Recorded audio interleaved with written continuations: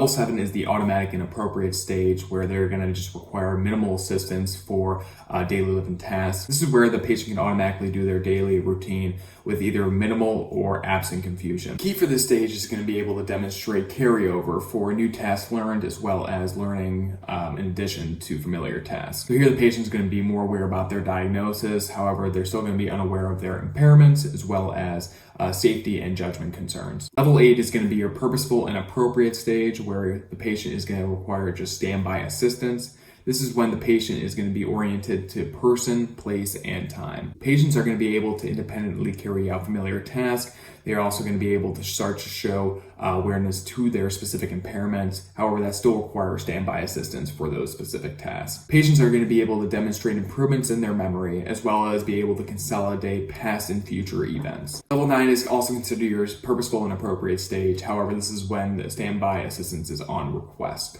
The difference between level 8 and 9 is the ability for the patient to shift between and complete different tasks more independently, as well as being more aware and acknowledging specific impairments for certain tasks and finding compensatory strategies in order to complete the task. However, the biggest difference between this stage and the next stage is the inability to anticipate obstacles that may arise secondary to impairments. Finally, we have level 10, once again, a purposeful and appropriate stage, but this is where the patient is modified independent. This is where the patient's able to multitask in many different environments with certain tools or any sort of assistive devices.